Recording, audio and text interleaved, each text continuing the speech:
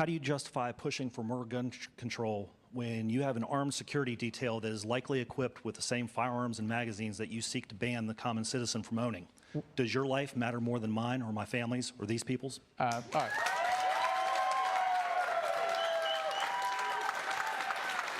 Look, I probably get 40 or 50 threats every week, okay? And some of them are real.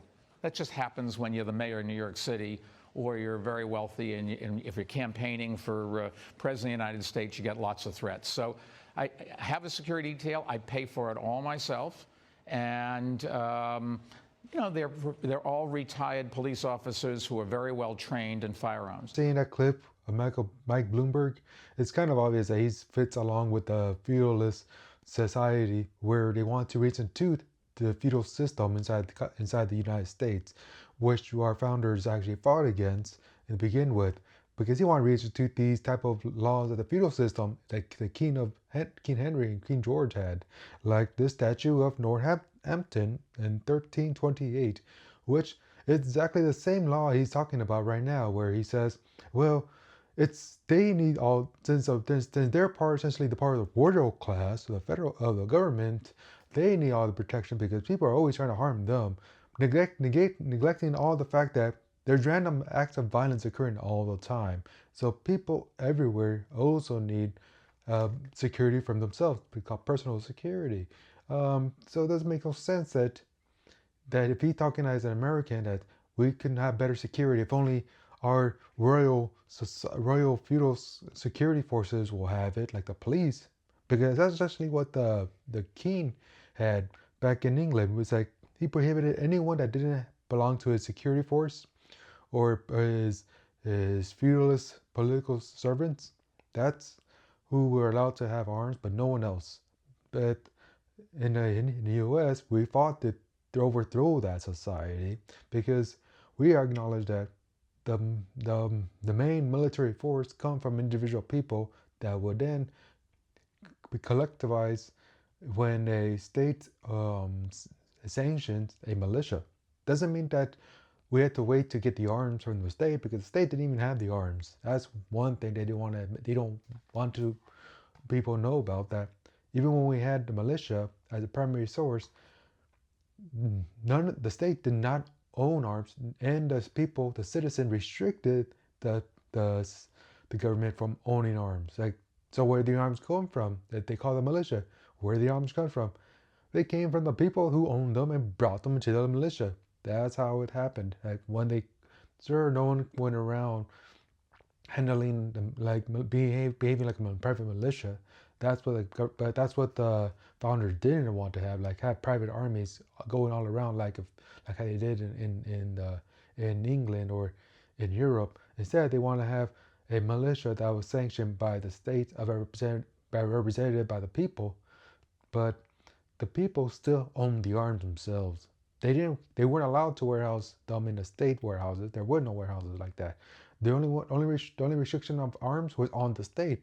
There was no restriction can be found on the people themselves, because it was expected that whatever the people wanted to get or can obtain, that's what they were allowed to do, because they were the militia members that composed of the militia, and they were required to maintain those equipment. So when they were called upon to in a assembly of a militia, then they'd be ready. Kind of like how you have like Captain Planet, like you have those 5 rings. Okay, they call upon them. When they call upon those rings, what happens? Well, they combine to become Captain Planet. That's kind of like the idea with the militia. Each individual person had their own power, or each person had their own arms. But when there's a call for action in a state level, and that's when you call a militia.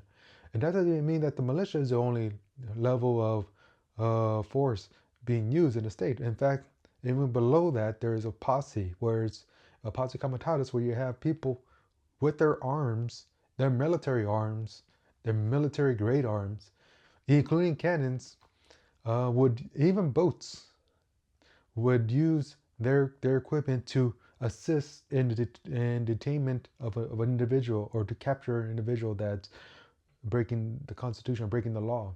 That's how it was intended. The only reason why they kind of had a constitution was because they recognized, well, it looked like we were restricting the government too much that they didn't have no arms, because there were no arms for the federal government to have. So instead, they said, okay, let's make a patch with the Constitution so that we're gonna keep everything we had in the Article of Confederation, which is we had the right to have arms. The Second Amendment says that, like, in order to have a free state, the right to bear arms shall not be infringed. And the only time it mentioned the need to have in order to keep a free state is only in the Second Amendment. It doesn't even mention in the Constitution in the Article 1, 2, or 3. Like when you're talking about the Congress, talking about the president, you're talking about the Supreme Court. None of those articles ever mentioned in a need that any of those articles were needed for a free state. The only, like, even though those mention of military, it didn't mention anything like how the military was needed for a free state.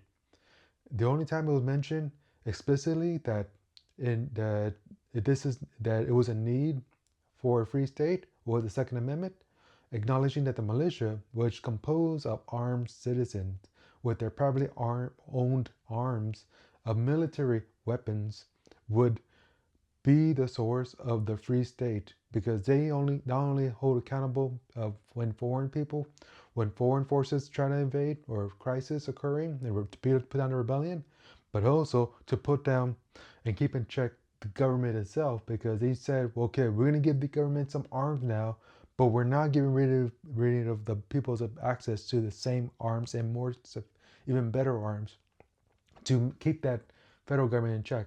Why is that important? Like, why does it make sense? Because when the majority of people have arms, the military can be kept in check. Like, how you keep in check? The military has sophisticated arms. Well, the military is a small contingency force. It was always intended to be a contingency force, which what it means, like, well, when it was a response to the Shays Rebellion, when you had in the Articles of Confederation, they didn't have access to that federal level of arms they can call up on a snap. Instead, they had to go around begging these states to help send a militia. Some didn't, some did, but they also have trouble with funding. So they say, okay, we need to have funding with taxation for the army and also be able to raise an army with arms. So now they're able to store arms. While everyone else, there was no restriction on storing arms, because they were expected to do that. They were expected as part of the obligation for securing the free state. So the only restriction that was alleviated a little was actually on the federal government to say, okay, you'll have some more federal forces, but the initial force will always come from the citizens, and then you go on to another elevated, I guess you consider like elevated pool of resources. Like first starts with the private citizens with posse comitatus trying to, how you call it, suppress potential dangers or problems in the society.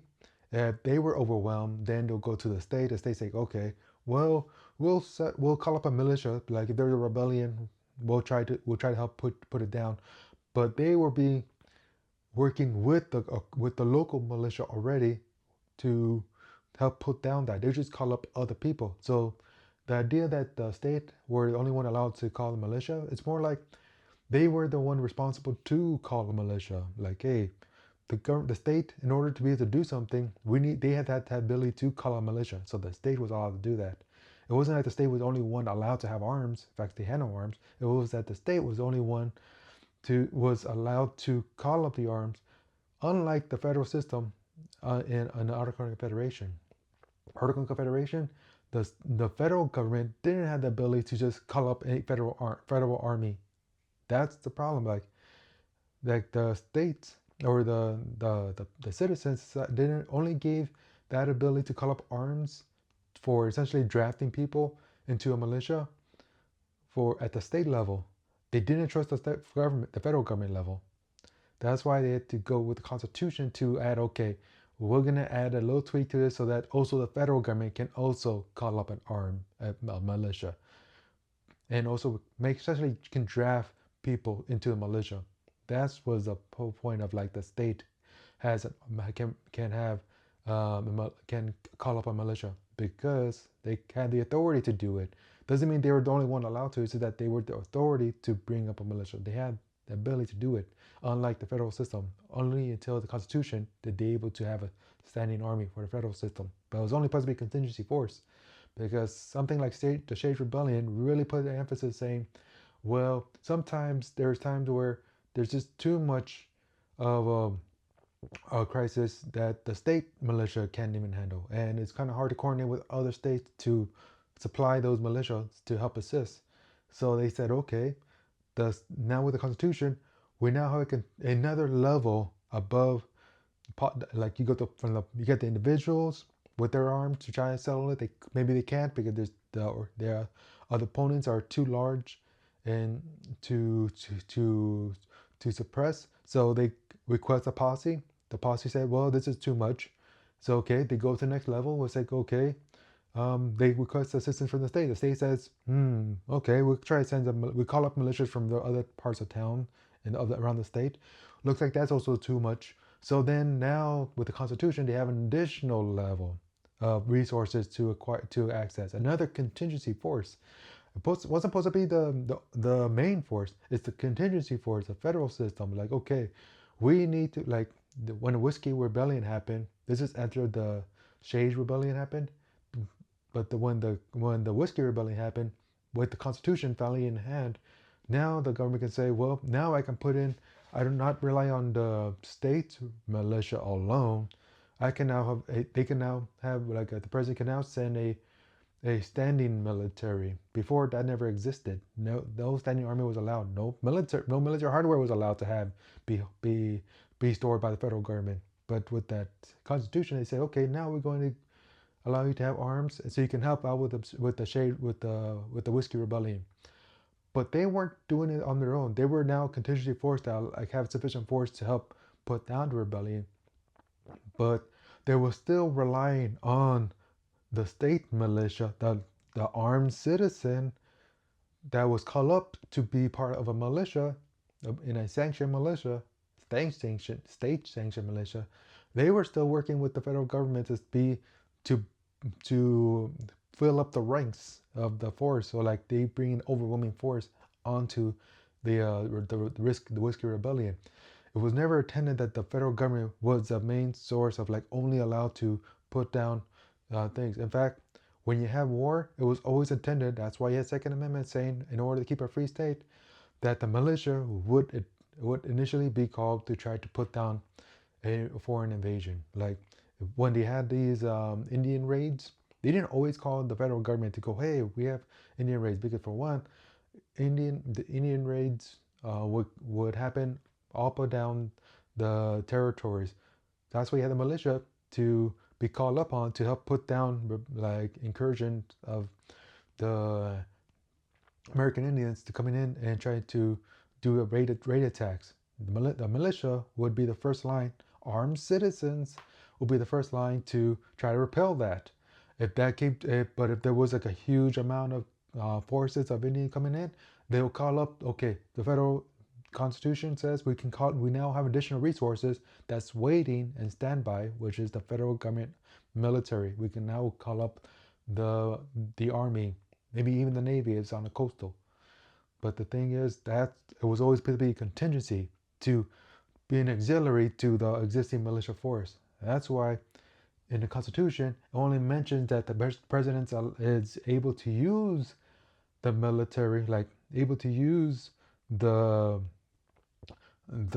army and the navy, but also call up the militia, which are armed citizens. They will also maintain some training, like make sure they're well regulated, like they keep up their physique, they keep up their ability to traverse areas, maintain their equipment, because they have had problems with that before. When Washington was complaining about in the Revolutionary War, how there were problems with people not being well regulated in their equipment and even in their capacity to be effective in combat. So he kind of emphasized that each state should maintain a well-regulated army or militia if they do training for to make sure they have capable militia, so when they call up upon them, it's like, well, we know they're ready to go because they've been training throughout the year how to do their commands, their use of force. They know how to use. They know how to uh, conduct themselves in the battlefield. Because without that, they'll be just scrambling like just anybody just try to get the gun and try to go there. Doesn't mean that only the militia who signed up for the training were doing that training at the state level. They were also people just in general just practicing on their own, not necessarily part of the sanctioned militia, but doesn't mean that they weren't expected to be as sufficient as those who were enlisted to train in the militia training. That's a big difference. That's a big understanding that need to know is that people didn't have a demand for constant army at the time, and in fact, an argument can be say that we still do not have one. It's just that we constantly push constant war that we should be always trying to bring down to draw down the army. That's also a reason why, like in World War One, and even in World War One, when we were done with the army, we brought up the army, and then once it was done, we said, okay, we don't need a standing army. We do not want a standing army this large, because it is an imperial army. So instead, we're going to bring back it down to size that's more reasonable for our security, but as an auxiliary force, not supposed to be the only force in the U.S. It was supposed to be an auxiliary force, a organized force that we can use when the other levels were overwhelmed. That's it. It's like, okay, if you have a problem with, say, a riot going on, like today, we had some riots going on like in Minnesota. That's the point of having a military, sending them in when the local police or local police is overwhelmed, but also coincide with, it should be also with the local armed citizens too, who are trying to help along with the local government to help them with securing the area. That's where we're breaking down here, because there should have been local citizens, armed citizens with military hardware as well, helping with securing that riot in Minnesota. And like if it was too much for the local armed citizens and say the state militia to do it, that's when you would call in, okay, well, now we call in the contingency force of the military that gives us an additional resources to bring in, because the Constitution envisioned that our military was securing the state. It wasn't thinking that we were constantly going to be imperial like the King of England. Like we're not going to go constant war like we've been doing. The point was to have a small military to be a focused auxiliary force to help assist in our local situation. Like, is there would they be boots on the ground in local cities in military hardware? Yeah, because that was the whole reason intention. That's why you saw George Washington sending in military troops into the Whiskey Rebellion into town to try to suppress that, because it was about bringing overwhelming force. It's not being restricting like the weapons. Like, oh, we gotta make sure everyone else doesn't have peer-to-peer weapons to the government. No. The whole point of was to bring an overwhelming force to a situation so that the enemy or the rebellion will be suppressed. That was the state of mind. It's like you bring it to bring overwhelming force, not to think that you can restrict everyone else to have less weapons than what the military has. In fact, it was always the military that had the restrictions on what weapons they could have by the citizens. I mean, there was nothing in the documents, in U.S. documents for 200 years that describe anything that to restrict any weapons to be owned by citizens.